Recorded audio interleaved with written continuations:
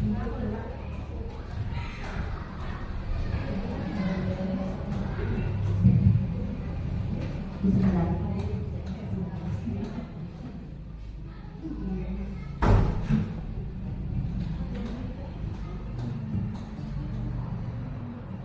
langsung dikawitan lainnya Ibu.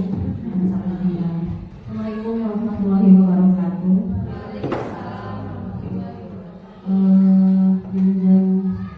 Dikasih kepada kasihan gitu, panggil dulu gitu, apunten terus diwakil ku adu waktosna, adita jadi muncul mata sarana batik, kita batik tugas abi Bu, ya tugas dari CGP tentang aksi nyata modul 14 budaya positif.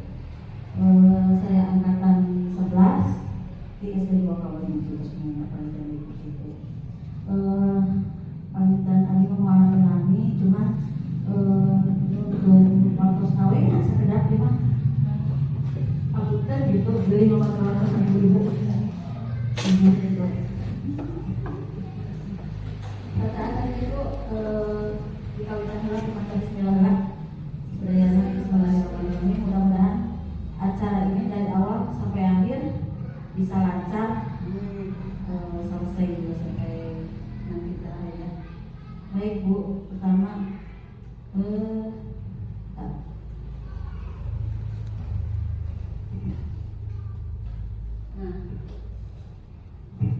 ini adalah tentang budaya positif, menyebarkan pemahaman dan penerapan pengalaman budaya positif. Sebelum ke sana saya mau SDG dulu. Dari SDG dulu ke ibu-ibu. Tapi semangat ibu-ibu. Gitu. Nah,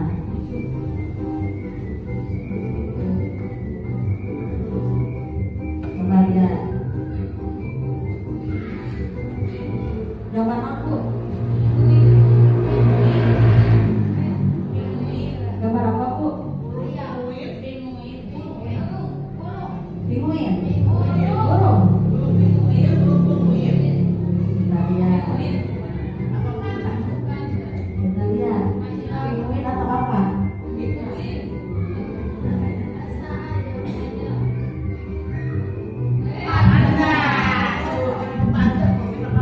Ayo lanjut, tebak lagi. Gambar apa ya? Gajah.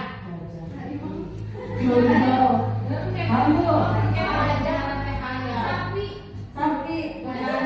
Kita lihat jawabannya. Udah nih.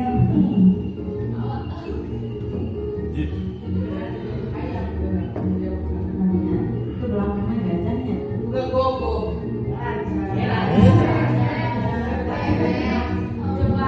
Terakhir.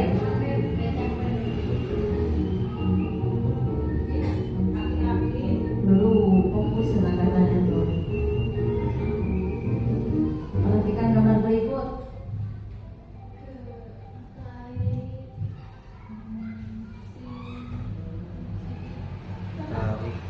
Apa?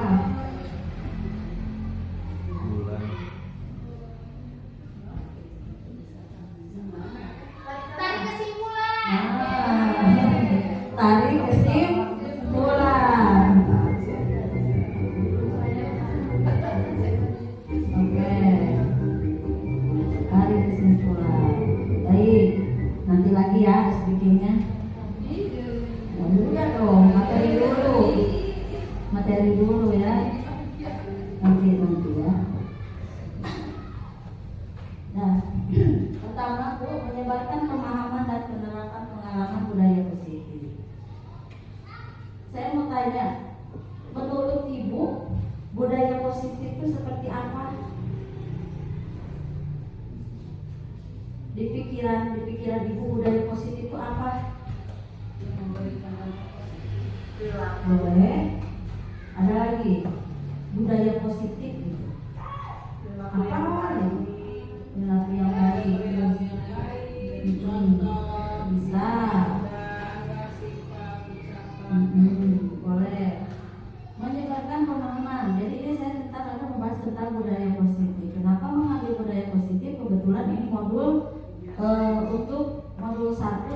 terakhir ini model budaya positif.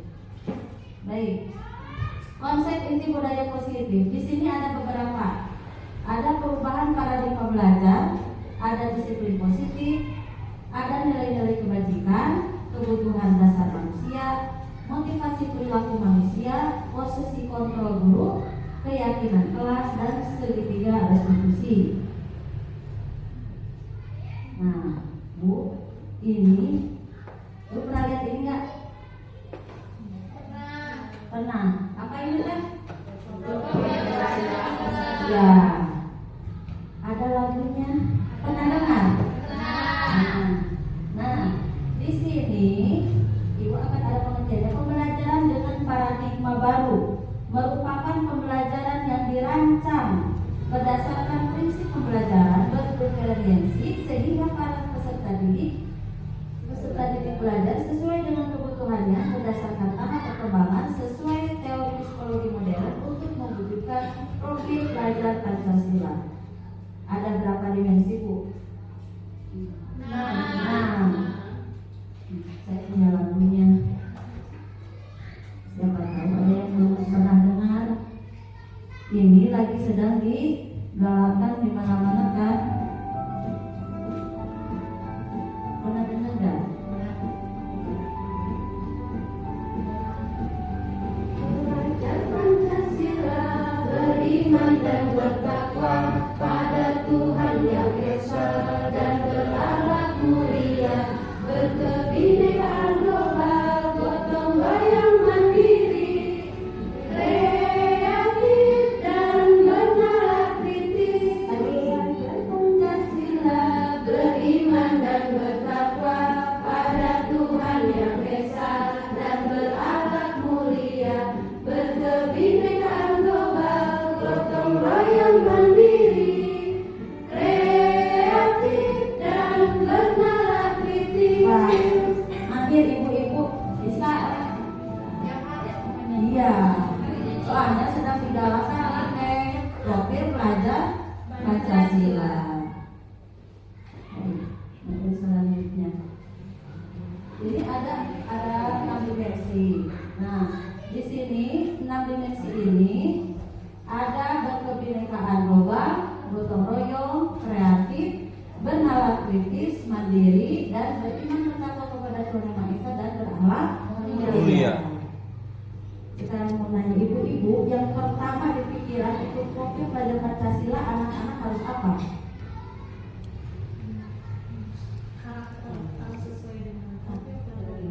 Ya, contohnya yang paling pertama apa?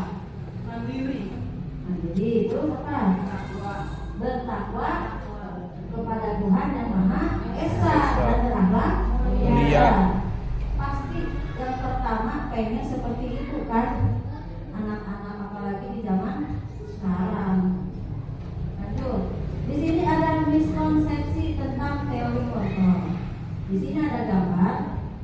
Ada ilustrasi guru mengontrol murid, ada ilustrasi bahwa kritik dan membuat rasa bersalah mampu membuatkan karakter, lalu ada ilusi bahwa semua pembuatan positif efektif dan bermanfaat, lalu di sini ada ilusi bahwa orang dewasa berhak memaksa. Menurut ibu kira-kira ada enggak? Ibu lagi mengajar ke siswa di sini ada enggak? Misalnya nih saya memaksa kepada siswa, atau misalnya guru mengontrol murid, ada nggak? Pernah nggak merasa? Tidak. Nanti kita lihat ya. Nah, ini adalah miskonsepsi ini. Ada. Nah, di sini juga ada mengubah paradigma stimulus respon ke pendekatan teori kontrol.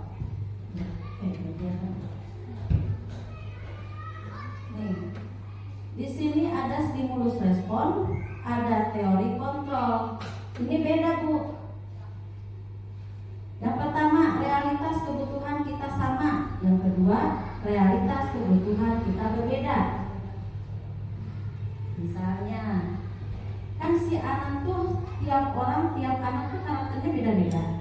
Kebutuhan anak pasti beda-beda. Mau mungkin kan sekarang ibu punya anak didik nih di kelas A misalnya. Jadi si anak harus pintar matematik, semua harus pintar matematik kan? Diwajibkan tuh, harus bisa. Gak mungkin Bu. Soalnya gimana? Kebutuhan anak tuh di sini beda-beda. Ada yang suka matematik, ada yang suka nyanyi, ada yang suka olahraga.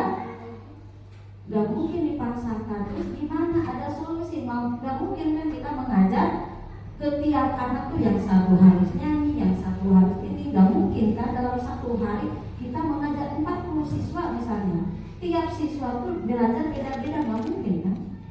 Nanti ada solusinya bagaimana kita bisa mengajar satu ruangan itu semua terpenuhi. Gitu. Terus semua orang melihat yang sama, setiap orang memiliki gambaran yang berbeda. Misalnya kita melihat murid itu sama, ini anak semua sama, harus bisa katakan semua. Padahal kan nggak boleh seperti itu. Soalnya gimana? Setiap orang memiliki gambaran yang berbeda. Lalu kita mencoba mengubah orang agar berpandangan sama dengan kita. Kalau teori kontrolnya, kita berusaha memahami pandangan orang lain tentang dunia. Jadi kita kok boleh memaksakan, harus disamakan nih, nggak boleh. Meskipun kita kan dulu mau ramai, nggak bisa. Karena kebutuhan orang beda-beda, tidak ada paksaan kan? Yang ada kalau kita memaksakan anak, yang ada anak makin semangat enggak? Enggak ada kan? Yang ada malah dia nggak mau sekolah misalnya, dia ketakutan atau dia gimana? Selalu misalnya kalau di rumahnya itu orang tuanya ngerti, nggak ngerti gimana? Itu. Terus perilaku buruk dilihat dari suatu kesalahan. Kalau yang ini semua perilaku memiliki tujuan. Misalnya si anak tuh misalnya melakukan kesalahan. Di sini kan dilihat suatu kesalahan. Padahal itu kesalahan gak gede-gede amat Bu. Misalnya nggak sampai bikin orang celaka atau gimana. Cuma misalnya, Dek dengerin Dek, Ibu lagi ngobrol deh di depan gitu. Kamu itu anu gitu kan. Kalau misalnya teori mental di sini semua perilaku, Dek tolong ya lihatin Ibu ke depan ya. Ibu mau ngobrol sebentar aja.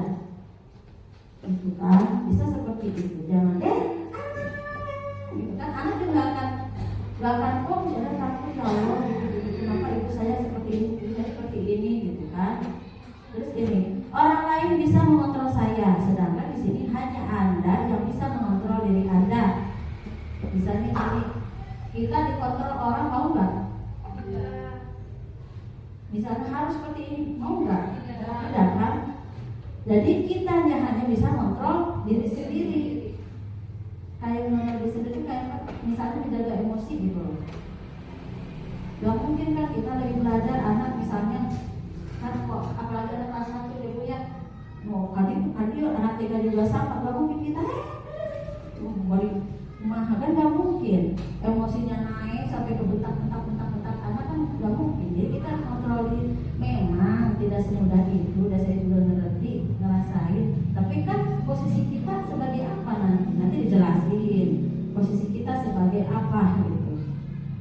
Lalu ada pemaksaan ada pada saat didikan gagal. Terus di sininya kolaborasi dan proses menciptakan pilihan-pilihan baru. Pemaksaan, biasanya pemaksaan nih. Entar kita kadang merasa kebablasan atau apa nggak sadar. Biasanya tidak sadar di pemaksaan pada saat Dede ayo kita ke dalam Dede, gak mau misalnya gitu. Yaudah, kalau mama, itu kan bentuk pemaksaan dengan tujuan yang gagal. Kalau di sini kolaborasi menciptakan pilihan baru. Jadi kalau nggak mau belajar di situ ya udah di sini aja. Jadi mau belajar apa sekarang? Tapi dengan istilah kita bukan plek anak gitu loh. Tapi justru anak dikasih pengertian itu, anak juga nanti berpikir, oh iya ya kita tuh harus belajar. Nanti juga berpikir seperti itu anaknya. Lalu ini ada model berpikir menang kalah. Model berpikir menang. Maksudnya di sini, misalnya biasanya tuh yang menang suka kalah, benar nggak? Tapi kalau yang menang, ada yang kayak gitu. Coba dipikirin lagi. Biasanya nih, yang berpikir memang sudah kamu menang wae, tapi terus kita ada yang kayak gitu. Terus di sini ada yang memang mode berpikirnya kita harus benar, tapi emang dia benar gitu. Bedakan. Itu adalah stimulus respon ke pendekatan teori kontrol. Sekarang saya disiplin positif. Disiplin berasal dari kata disiplina yang artinya belajar. Disiplin di sini mengacu pada disiplin diri yang memiliki tanggung jawab terhadap apa yang dilakukannya berdasarkan nilai-nilai yang diyakini. Sebelum mendisiplinkan orang lain, biasanya kita harus mendisiplinkan diri sendiri. Ke anak tuh sampah masukin ke keranjang sampah, tapi kita di depan anak buang sampah sembarangan. Berarti sebelum kita ke orang lain, kita harus punya disiplin di diri sendiri gitu. Nih, disiplin positif merupakan salah satu penerapan disiplin yang bertujuan untuk menumbuhkan kesadaran serta memberdayakan peserta didik tanpa imbalan, penghargaan, ancaman, atau hukuman. Ini di sini, kemarin saya dibahas ada tanpa imbalan. Misalnya gini, Dek, ayo kita sekolah yuk. Nanti dikasih hadiah loh sama ibu. Apa bu hadiahnya? Permen misalnya. Jadi nanti anak setiap mau ke sekolah harus diberi permen. Baik atau buruk? Buruk. Nanti kebiasaan, jadi nanti gak ada permen, anak gak mau sekolah. Lalu ada penghargaan atau reward. Misalnya gini, ayo siapa yang berani ke depan? Gak mau anak nih. Nanti ibu dikasih nilai 50, mau ke depan. Berarti ada apa? Terima kasih ke depan, di penghargaan ibu kasih bintang 5. Kan kata anak yang lain, loh saya kok gak dikasih. Lama-lama juga nanti anak pengen seperti ini, ke depan dapat penghargaan. Jadi gak ada kesadaran si anak mau ke depan atau mau ke sekolah, ancaman atau hukuman. Misalnya awas kalau mau sekolah, ibu nggak dikasih uang jajan. Awas kalau mau sekolah, ibu jadi berbentuk ancaman dan hukuman. Awas kalau mau sekolah, kenyataannya anak ke sekolah dihukum, nggak dikasih uang jajan, dikurangi uang jajannya, dijabel sampai bagaimana, itu kan membentuk hukuman. Sebagai pendidik, tujuan kita adalah menciptakan peserta didik yang memiliki disiplin diri, sehingga mereka berperilaku mengacu pada nilai-nilai kebajikan universal, memiliki motivasi intrinsik dalam perubahan perilaku ke arah yang lebih baik. Jadi memang anak harus punya kesadaran dari sendiri. Dipaksa-paksa lainnya kita nggak mungkin. Seperti kita aja bangun jam 7 nggak sadar diri sendiri nggak mau kan, tapi kita berpikir kita itu kerja, datang harus jam berapa, pulang jam berapa, berarti punya kesadaran sendiri. Atau misalkan kita nggak boleh buang sampah di depan anak, atau kita nggak boleh ngomong sembarangan di depan anak. Itu sebuah motivasi dari intuisi. Sekarang nilai-nilai kebajikan, nilai yang disepakati bersama lepas dari suku bangsa, agama dan bahasa maupun latar belakang. Jadi di sini nilai-nilai ini tidak melihat dia itu dari suku mana, agama mana, atau bahasa mana, apalagi latar belakang. Si itu mah anak apa misalnya tidak bisa, karena di sini adalah nilai-nilai kebajikan. Ada apa aja? Ada profil pelajar Pancasila di sini beriman dan bertakwa kepada Tuhan Yang Maha Esa, berkebinekaan global, gotong royong, mandiri, kreatif, dan tadi yang 6 dimensi itu. Lalu ada program toleransi, rasa hormat, integritas, mandiri, menghargai, antusias, empati, keingintahuan, kreativitas, kerjasama, percaya diri, dan komitmen. Kira-kira menurut ibu anak-anak sudah punya ini belum? Lanjut, terus ada keterampilan hidup, dapat dipercaya, lurus hati, pendengar yang aktif, tidak merendahkan orang lain, dan memberikan yang terbaik dari diri. Itu ada nilai-nilai kebajikan. Lanjut, di sini ada kebutuhan dasar manusia. Yang ada di pikiran ibu kebutuhan dasar manusia apa? Makan, sambil makan, pakaian. Di sini kebutuhan dasar manusia adalah yang mendapat apa yang kita inginkan. Seluruh tindakan yang kita lakukan memiliki tujuan tertentu, dan semua usaha yang terbaik kita lakukan adalah dalam rangka agar kebutuhan dasar kita terpenuhi dengan baik. Ya tadi termasuk sangat dengan Bapak. Yang utama itu ya Bu, itu kebutuhan dasar manusia. Nah, ini kebutuhan dasar manusia. Ada yang pertama kebutuhan bertahan hidup. Ada cinta, kasih sayang, dan rasa diterima. Ada kebebasan. Ada kesenangan, ada penguasaan. Ini kan saya membahas tentang kebutuhan dasar manusia. Saya mau membahas di anak sekarang. Yang pertama kebutuhan bertahan hidup. Contohnya di anak apa? Kebutuhan bertahan hidup di anak. Boleh bisa mengambil kasus rasa melindungi nanti di cinta kasih. Apa kebutuhan bertahan hidup anak apa? Misalnya di kasus nih, dia terlambat datang ke sekolah. Itu bukan satu kali, dua kali. Kalau kita gurunya enggak cuek, bebek, bodo amat, itu anak mau kesiangan atau enggak. Tapi kalau kita tuh anak berulang kali kesiangan, datang tiap pagi jam 8, ditanya kan, Dek kenapa kamu datang setengah terus? Dipanggil lah, tapi jangan di depan siswa yang lain. Dek kamu kenapa? Kenapa sih kamu tiap hari datang terlambat jam 8? Si anak pasti ngasih alasan kan? Iya Bu, soalnya saya misalnya tidak punya bekal. Atau kalau misalnya Bu saya nggak sarapan, Bu saya itu adalah kebutuhan bertahan hidup. Solusinya kira-kira itu apa? Kalau seperti itu tuh anak berulang kali tuh dengan kejadian seperti itu. Pernah kebetulan saya menangani siswa tersebut.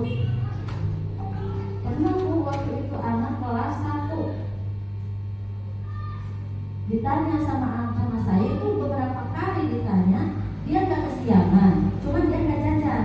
Ditanya, dia nggak, ibunya nggak masak, ibunya nggak memberi uang jajan dan ada uang.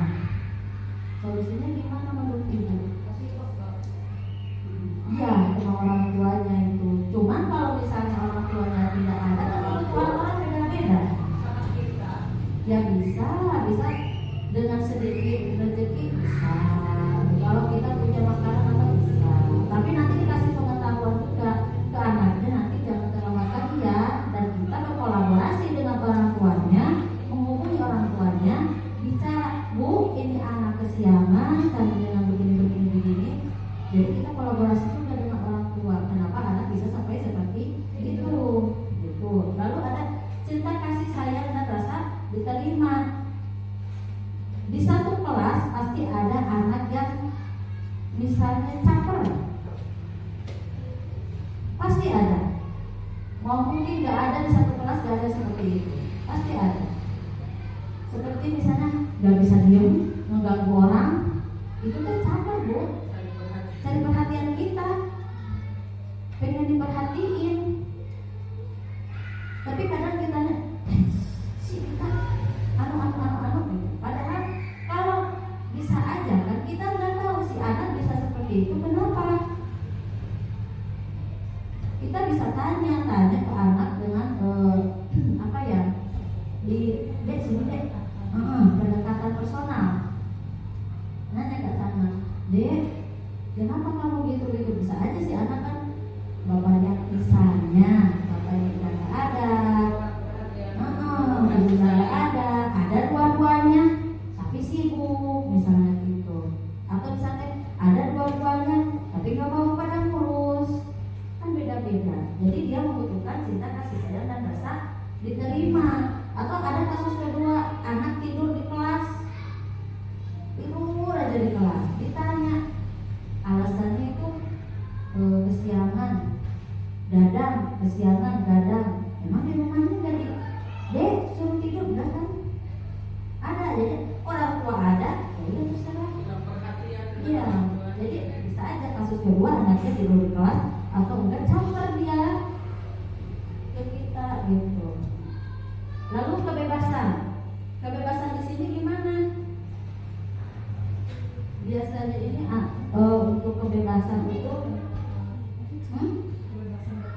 Ya bisa. Jadi kita nggak boleh gini, misalnya kita lagi ngajar nih. Pernah nggak kita lagi ngajar di kelas, anak-anak ada yang ditanyakan nggak? Ada. Sering. Harus. Dan belum tentu tuh anak ngerti. Dan kita harus memberikan pendapat juga kan, mendengar juga pendapat dari siswa kan. Ulang kadang-kadang itu mah siswa. Nah sih, mau orang ibu guru udah bisa. Dan kita juga harus mendengarkan pendapat dari siswa. Itu contoh. Lalu kesenangan, bentuk kesenangan di sini apa?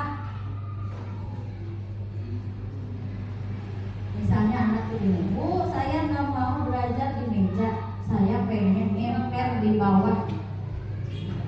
Itu bentuk kesenangan untuk anak-anak. Biarin aja selagi dia mau belajar sama mengerjakan. Mulai imam, udah biarin, apalagi kelas bawah, 1-2.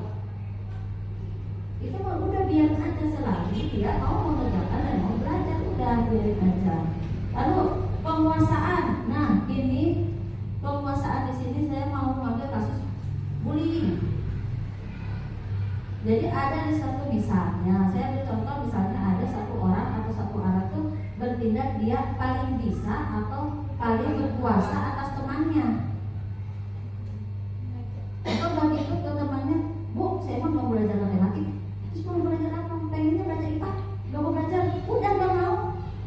Jadi kita harus menurutin tuh si anak tuh belajar IPA, misalnya gak bisa. Jadi dia itu bentuk penguasaan. Itu contohnya.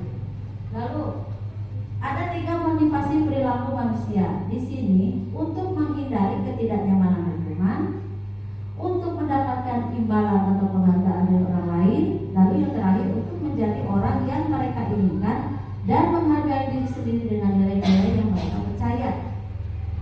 Ini Bu, yang 2 ini, yang satu yang kedua ini adalah dari luar. Dorongan dari luar ini. Kalau ini dari diri sendiri. Ayo tinggal ibu. Untuk menghindari ketidaknyamanan atau misalnya gini. Anak-anak awas ya, jangan kesiangan. Nanti dihukum push up 100 kali. Anak-anak masukin ya bajunya. Kalau enggak sit up 5 kali. Jadi anak-anaknya nurut. Nurut di sini dia kesadaran sendiri. Apa dia nggak mau untuk menghindari hukuman atau ketidaknyamanan. Orang dia tahu kan kita tuh anak nurut takut dihukum. Apa dia sadar? Itu. Lalu untuk mendapatkan imbalan untuk penghargaan dari orang lain. Kata tadi yang saya udah bilang, misalnya dek sini, buang sampah itu nanti ibu dikasih reward. Jadi nanti itu berbentuk imbalan dan penghargaan. Ini faktor dari luar, kalau dari diri sendiri untuk menjadi orang yang mereka inginkan dan menghargai sendiri dengan nilai-nilai yang mereka punya. Jadi dia sadar atas kesadaran diri sendiri. Jadi nggak dari kita Nah, di sini ada identitas gagal. Di sini berbentuk hukuman. Ada hukuman. Di sini ada identitas sukses. Di sini ada konsekuensi dan restitusi. Beda ya Bu, hukuman sama konsekuensi. Beda. Di sini hukuman sesuatu yang menyakitkan harus terjadi, sesuatu harus terjadi. Restitusinya merupakan pilihan. Misalnya begini Bu, hukuman. Awas kalau kayak tadi saya bilang, dihukum nulis saya tidak bersalah 100 kali. Itu hukuman Bu. Beda hukuman. Sekarang konsekuensi beda. Misalnya tuh ada air di meja, tersenggol sama kita, dibersihin nih sama orang yang menyenggol. Itu bukan hukuman tapi konsekuensi karena dia sudah menjalankan.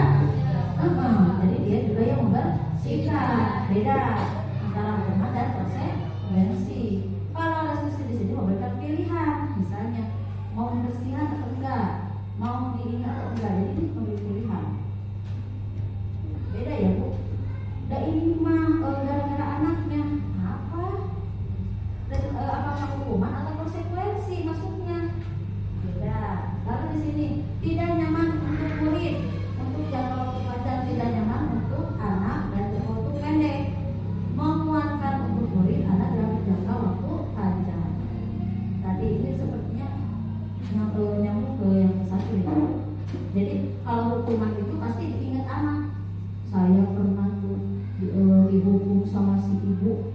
disuruh lari-lari 10 keliling di lapangan, itu anak pasti ingat sampai dewasa. Ketemu sama ibunya, si ibu eta yang menghukum saya, pasti ingat.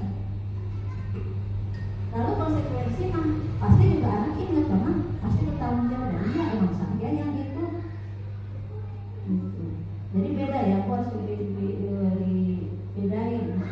Kayak misalnya gini, awas kalau nggak pakai topi nanti disuruh membersihkan WC. Membersihkan WC, jangan belajar, pokoknya fokus bersihin WC itu. Tuh anak nanti SMP, SMA ingat. Itu kemarin waktu saya SD disuruh membersihin WC. Tuh bisa ya, seperti itu. Lalu di sini ada korban mendapatkan keadilan dan korban bisa diabaikan. Lalu ada korban mendapatkan ganti. Lalu di sini murid akan tersakiti, yang ini murid dibuat tidak nyaman dan murid mendapatkan penguatan. Di sini perilaku pasif agresif meningkat, penguatan hanya bertahan dalam jangka waktu pendek, dan di sini restitusinya masalah terpecahkan. Jadi di sini di restitusi itu kalau misalnya tidak hukuman, konsekuensi yang paling aman itu restitusi, Bu. Di situ kan bisa dilihat kan nanti kalau misalnya ada yang mau, ini nanti saya kasih ya. Nah, lanjut. Sekarang saya mau nanya nih, tindakan di sini guru ada beberapa kasus nih. 1, 2, 3, 4, 5, 6, 7. Ada 7 kasus. Menurut Ibu hukuman atau konsekuensi? Mencatat 100 kali di dalam buku kalimat saya tidak akan terlambat lagi karena terlambat sekolah. Hukuman atau konsekuensi? Hukuman. Lalu di sini lari mengelilingi lapangan basket 2 kali. Hukuman atau hukuman? Di sini murid diminta untuk push up 15 kali karena tidak menggunakan masker ke sekolah. Konsekuensi. Udah diwajibkan memakai masker, dilanggar, itu konsekuensi. Nah, gitu. Lalu menggantikan kertas tugas teman yang coret-coret, konsekuensi. Membersihkan tumpahan air di meja tulis, konsekuensi. Murid disuruh mengenakan sepatu, disuruh mengenakan sepatu sehari di sekolah karena tidak mengenakan sepatu hitam. Hukuman konsekuensi. Konsekuensi. Dan kalau ada peraturan harus pakai sepatu hitam, dia melanggar. Lari mengelilingi lapangan basket 2 kali. Karena terlambat untuk pelajaran PJ. Konsekuensi hukuman. Hukuman konsekuensi.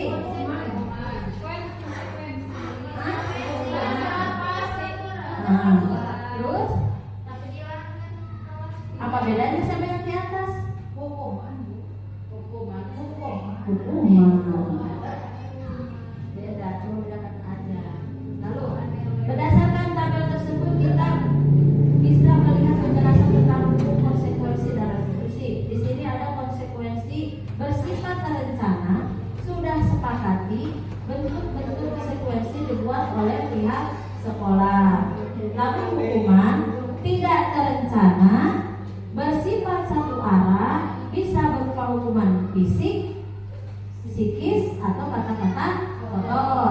Lalu restitusi di sini proses menciptakan kondisi bagi murid untuk memperbaiki kesalahan dan secara kolaboratif untuk mencari solusi sendiri. Jadi di sini di restitusi itu tadi yang ada.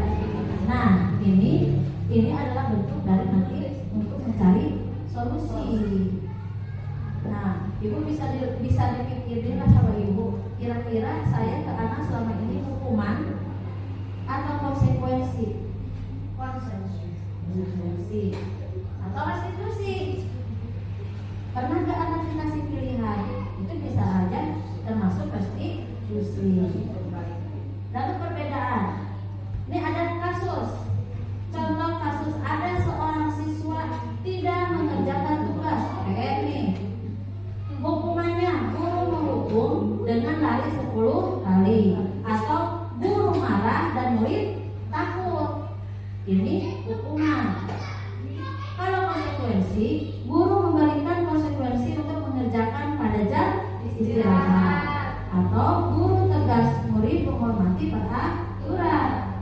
kira-kira kita masuk yang mana nih? Konsekuensi. Benar ibu-ibu. Benar. Iya. Jangan sampai ada yang menghukum sampai seperti ini. Dan anak nggak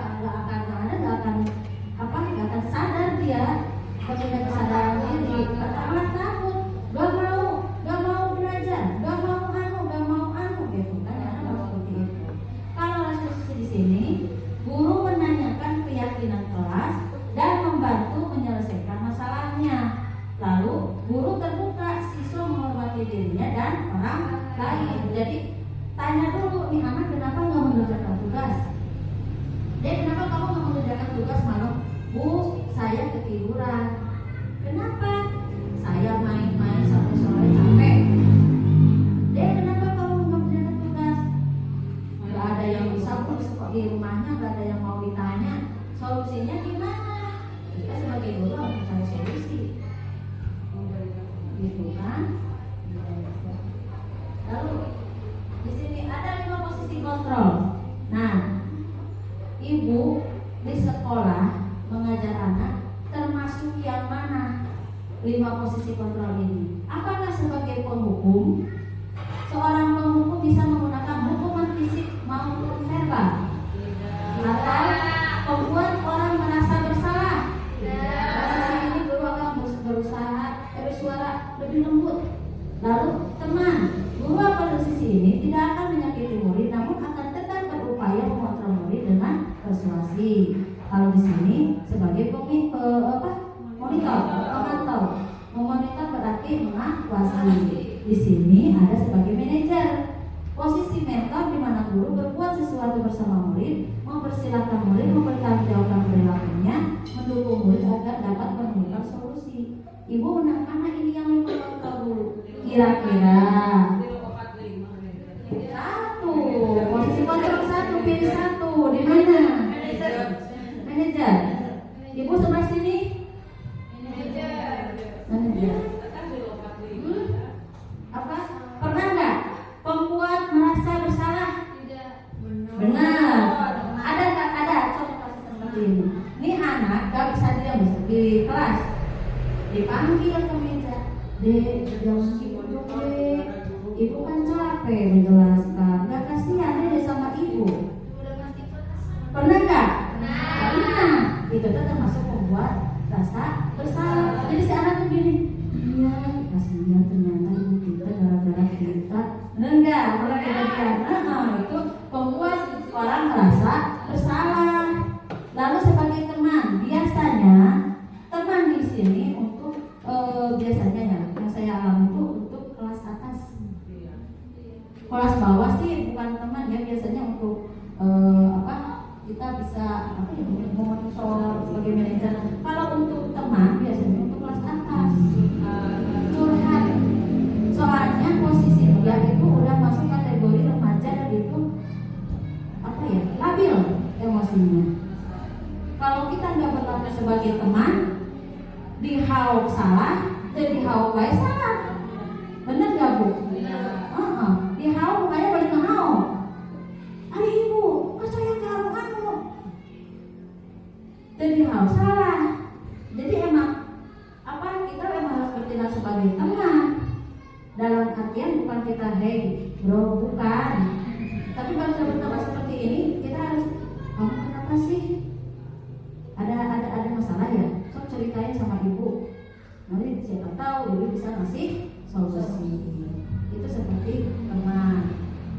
Monitor, pemantau berarti mengawasi. Jadi kita melihat anak, jadi bukan dalam artian kita dari pagi sampai siang memonitor satu-satu tuh anak lagi jajan, bukan.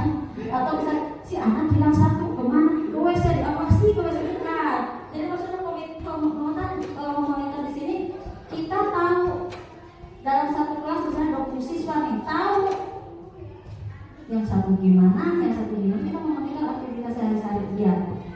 Ada yang anak kelas bawah banyak, ada yang mau belajar diem aja, ada yang ke WC terus ya. Kan kita harus tahu anak bilang, tapi kita kan juga tahu anak kemana gitu. Nah yang terakhir sebagai manajer ibu tadi namanya manajer ya, sebagai manajer posisi mentor di mana guru berbuat bersama dengan murid. Keyakinan kelas. Ibu punya keyakinan kelas gak? Ya.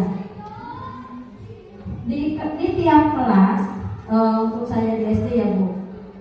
Kelas 1 sampai kelas 6 punya keyakinan kelas gak? Ibu punya keyakinan kelas gak di kelasnya?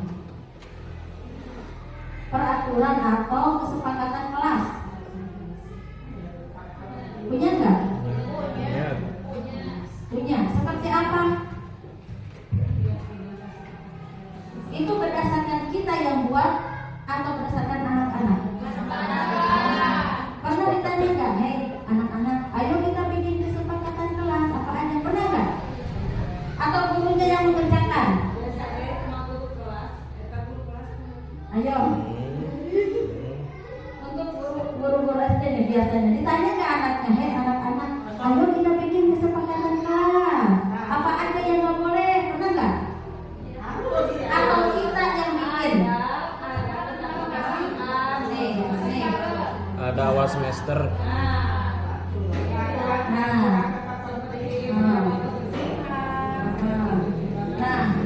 anak-anak harusnya diikutsertakan. Ayo hari ini kita bikin kesepakatan kelas. Yang pertama apa? Bu, gak boleh terlambat. Tulislah sepakat bersama, gak boleh terlambat. Apalagi Bu, jangan buang sampah sembarangan. Ditulis lagi, jangan buang sampah sembarangan. Jadi jangan kita yang ngerjain. Gak boleh terlambat, gak boleh gak boleh. Kan itu tidak ada kesepakatan kelas dong namanya. Jadi kan kita yang buat. Masa kita harus melanggar gitu kan? Nah, pembentukan keyakinan kelas bersifat abstrak, berupaya pernyataan universal, dibuat dalam pernyataan positif, lalu dibuat dalam bentuk kata sehingga mudah diingat, sesuai kondisi kelas dan sekolah sehingga mudah diterapkan, lalu semua warga sekolah atau kelas dilibatkan dalam membuat keyakinan kelas. Kalau saya kemarin anak-anak kelas 6 kelas pertama masuk dibikin kesepakatan kelasnya kemarin ini tahun kemarin seperti ini, tahun kedua berbentuk gambar. Misalnya masuk tepat waktu ada gambar jamnya, ada anaknya lagi bawa tas di gambar. Terus apa gitu gak boleh bullying. Di gambar itu anak lagi berantem. Jadi tiap tahun punya kesepakatan kelas baru. Jadi nggak harus ini terus Bu, ini kan kemarin. Jadi ada kesepakatan kelas itu anak-anak yang bikin. Ya, gitu. Pernyataan universal. Jadi maksudnya di sini universal itu berlaku untuk semua ya, tidak ada dia ras mana, agama apa, jadi nggak ada. Gitu. Sama semuanya. Nah, ini yang kemarin saya bikin. Bekerja sama menjaga kebersihan kelas itu anak-anak yang bikin. Terus saling peduli, menghargai, membantu satu sama lain. Ini disebut masuk juga bullying. Menjaga dan meletakkan barang sesuai tempatnya. Jadi kalau udah mengerjakan sesuatu beres sana, simpan ke tempatnya. Tepat waktu dan aktif di kelas. Mengerjakan tugas tepat waktu. Ini cuma belum dipakai aja kemarin saya dibikin. Nah, sebelum ke segitiga restitusi, saya mau ngasih SPK lagi. Berarti 2, 3, 4, 5, 6, 7, 8, 9, 10. Dua-dua ya? Dua-dua harus berhadapan nih. Berhadapan. Bu Eva sama siapa? Ayo. Harus dua-dua pokoknya. Iya tuh papayu. Hah? Mau gimana? Papayu. Kan di sana ada. Oh, Pas. pokoknya dua-dua ya. Jadi gini gerakannya Bu. Jadi ada 3. Kalau temannya bilang door, jawab door lagi. Misalnya door. Nah, jawab gitu. Tapi kalau saya bilang boom, terus temannya kalau di boom gimana? Mati. Oh, mati. Kalau enggak. Jadi door. boom, mati. Kalau misalnya saya bilang dor dor dor dor, gak kena gitu ya. So, berhadapan. Ibu mau sama siapa? Ayo, ke depan dong, Bu. Ayo, ayo, Mas Abraham, ke anak. Ayo, ke depan.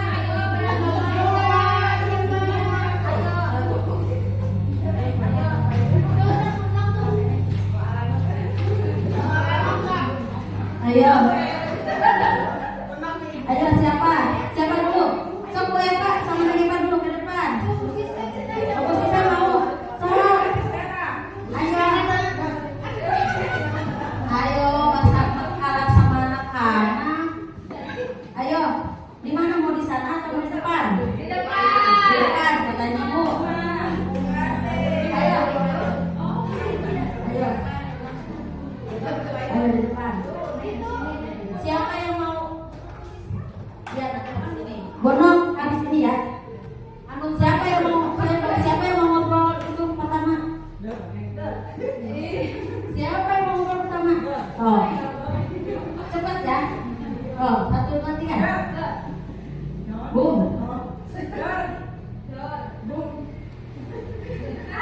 Dor.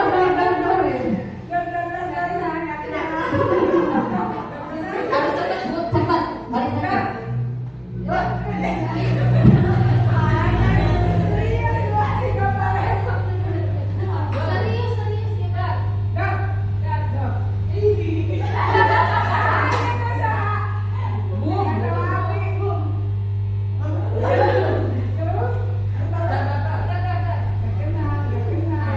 Cepat ya Bu, cepat.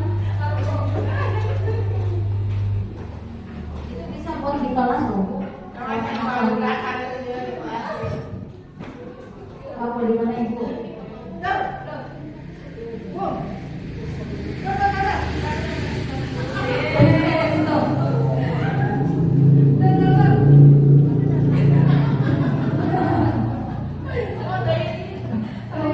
Ya,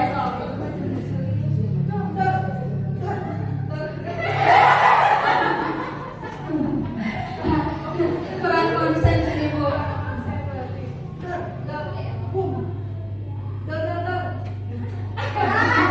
Terima kasih. Itu bisa loh Bu, si SBK itu diterapkan sama anak-anak. Kelas 6 juga meskipun tingkatan paling tinggi tetap pakai SBK. Kemarin dia disuruh jadi ular-ularan. Cowok-cowok semua. Kelas 6 saya tuh cowok-cowok semua, tapi nurut sih, disuruh apa-apa nurut, disuruh SBK. Enggak, dia seru soalnya. Suka enggak Bu, lagi dong. Apa permainan besok lagi ya yang baru dia Bu. Aduh, gitu kan. Seru lah, soalnya kita juga kalau materi seperti ini juga terus-terusan jenuh. Kerasa sama saya.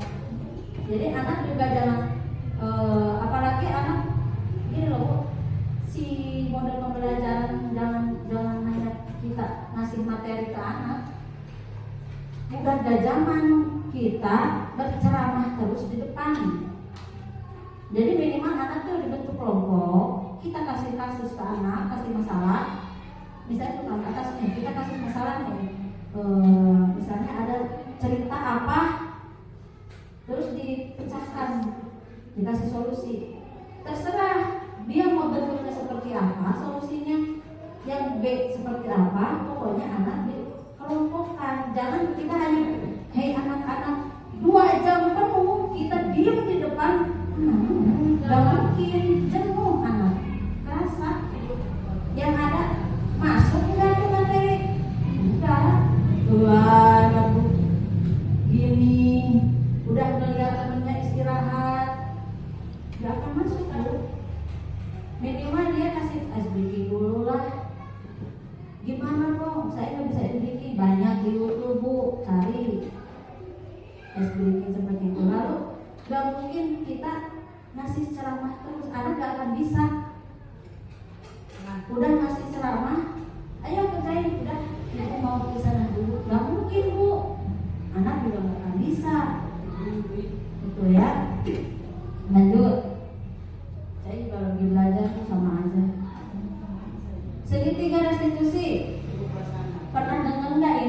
segitiga restitusi. Di sini ada 3 tahapan. Segitiga restitusi ini adalah suatu proses dialog yang dijalankan oleh guru agar dapat menghasilkan murid yang mandiri dan bertanggung jawab. Di sini ada 3 tahapan. 1. Menanyakan keyakinan, menstabilkan identitas, lalu validasi tindakan yang salah. Lanjut. Nah, ini adalah segitiga restitusi. Di sini yang pertama menstabilkan identitas, mengubah identitas anak dari orang yang gagal karena melakukan kesalahan menjadi orang yang sukses. Contohnya gini, dia tuh melakukan kesalahan. Jangan langsung, "Hai kamu tuh ya, gini enggak." Tapi minimal kita bilang dulu, "Kenapa kamu seperti itu?" Ya udah, setiap orang pasti pernah punya kesalahan. Nanti jangan seperti itu lagi ya. Nah, ini adalah bentuk menstabilkan identitas. Lalu ada validasi kebutuhan. Kalau kita memahami kebutuhan dasar saja, apa yang didasari sebuah tindakan, kita akan menemukan cara-cara paling efektif. Di sini contohnya adalah dalam kasus misalnya dia kesiangan tuh, kita tanya alasannya apa. Nah, alasan di sini terbentuk adalah validasi kebutuhan. Jadi kita udah nanyain tuh di sini, setiap orang pasti punya kesalahan. Ibu juga dulu gitu, seperti itu. Nah, ini ada validasi kebutuhan, stabilitas. Lalu validasi kebutuhannya, pasti kamu belum seperti itu pasti ada alasannya kan? Coba kasih tahu ke ibu alasannya apa. Biarkan anak ngomong alasannya apa. Gitu. Lalu yang terakhir, menanyakan keyakinan. Setelah 1 dan 2, yang terakhir adalah menanyakan keyakinan. Seperti apa? Biasanya ibu-ibu menanyakan anak itu keyakinan seperti apa? Habis bertanya seperti ini apa? Ya udah, nanti jangan seperti itu. Terus tadi bilangnya pasti punya alasan. Nah, di sini berbentuk dia solusi. Nanti yang seperti itu lagi ya. Kita kasih solusinya. Kalau kamu kesiangan terus, nanti ibu akan ngobrol sama orang tua, kolaborasi dengan orang tua supaya kamu mau. Ini kasih solusi dulu. Ini menanyakan keyakinan. Ini adalah segitiga restitusi. Mungkin ibu-ibu di sini berpikir, teori bisa aja, praktik mah susah. Pasti. Tapi kalau kita nggak bisa menerapkan satu aja ini, masa sih nggak bisa? Harus gitu. Nah, di sini adalah penutup. Penutupnya dalam menerapkan program disiplin, hendaknya guru memiliki standar kepribadian profesional. Maaf, ini typo ya. Sesuai yang baik, di mana guru mampu merefleksikan dirinya dalam posisi kontrol saat ini, bagaimana perjalanan dirinya sebagai AMO atau manajer yang menuntut muridnya menjadi lebih baik. Tadi siapa manajer? Nah, ya kita sebagai guru itu apa posisi kontrolnya sebagai AMO. Di sini kita memberikan apa? Mengamung bisa Bapak Saudara. Jadi ya kita apa sih bahasa Sundanya ya betul. Ya ini juga sama. Jadi sesuai dengan prinsip pembelajaran Tiada Dewantara. Apa bu slogan Tiada Dewantara? Tuturi Handayani. Apa Tuturi Handayani? Apa Tuturi Handayani? Tahu nggak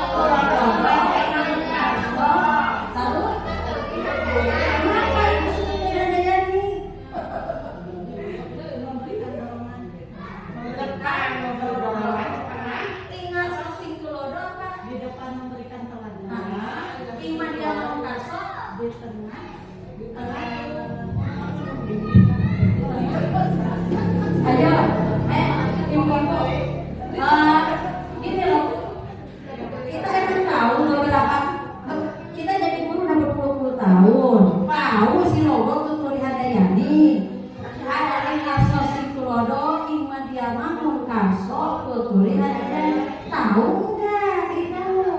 Di depan, di tengah, dan di belakang. Ya, Ingaso Singkulodo kita sebagai guru harus memberikan teladan. Ingmadia Mangunkarso kita sebagai guru harus menuntun. Tuturi Hadayani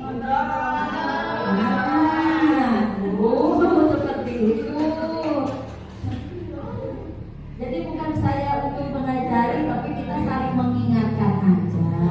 Karena itu adalah slogan dari pendidikan kita dari Ki Hajar Dewantara. Karena Ki Hajar Dewantara kan bapak pendidikan. Jadi nggak ada, anak-anak Tuturi Hadayani. Bagi kita nggak tahu Tuturi Hadayani apa gitu kan? Nah, begitulah Bu. Terima kasih. Itu pembahasan dari saya. Ada yang ditanyakan tidak? Cukup? Ada yang ditanyakan tidak?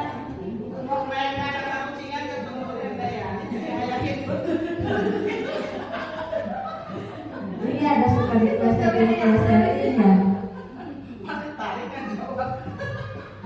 Jadi refleks suka gitu. Soalnya dari dulunya suka gitu, jadi gitu. Apa ya? Bentar. Saya dulunya bikin kasus kemarin sama anak-anak. Oh, bukan. Maaf. Ada kasus, saya bikin kasus, contoh kasus kelas 6 Bu. Bentar, kalau itu udah di ini, kemana tadi kasusnya? Oke Bu, sambil makan-makan mangga. Bu, itu bukan buat pajangan Bu.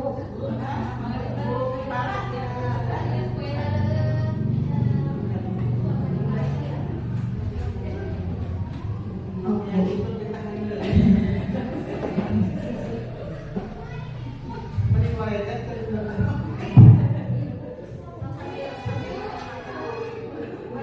Bu Eva yang mau hijau.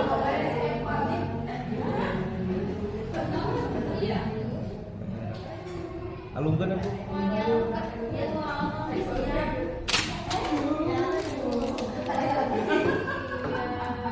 Aman.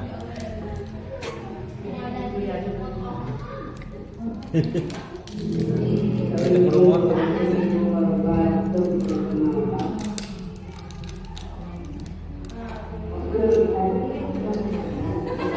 Video kasus.